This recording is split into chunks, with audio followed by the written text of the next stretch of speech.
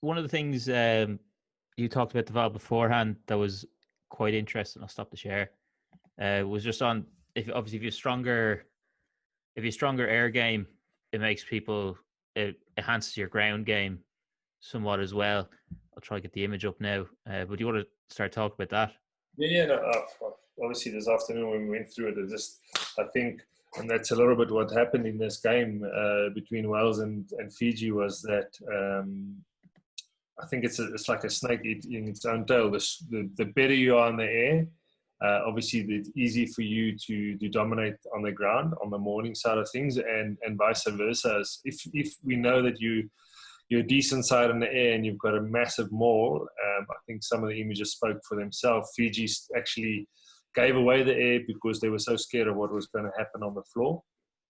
So I think that the one feeds the other, and similarly, if we've got a great defensive side in the air, we take away that mauling and that ground side of their game, and if we obviously got a good air game, then we'll have enough ball to play off and set our structures off. So.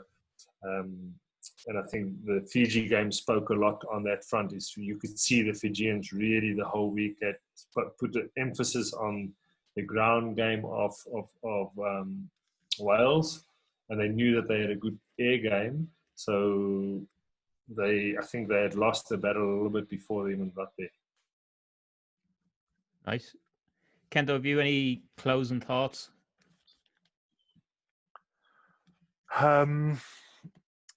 No, I think I've sort of said it about 10 times. It's that arrive early. It's the scan, the communicate post the scan, having a clear plan, and then not progressing your plan until you execute it well. So, we spoke about that building up to that man on where you can try and go for every ball in the air, and you've got a 5-on-5, and you're going to mark every option or try to. That's the New Zealand way, best team in the world type of thing.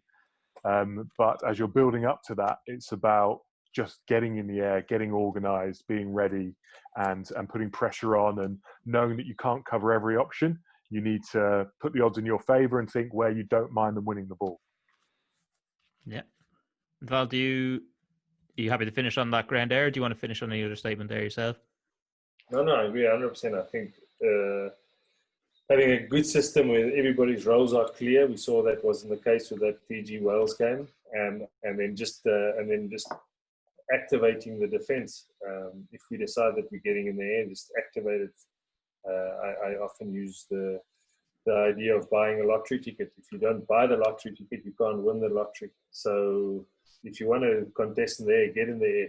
So make sure your system gets you in the air, and then you'll give yourself a chance at least of winning that lottery.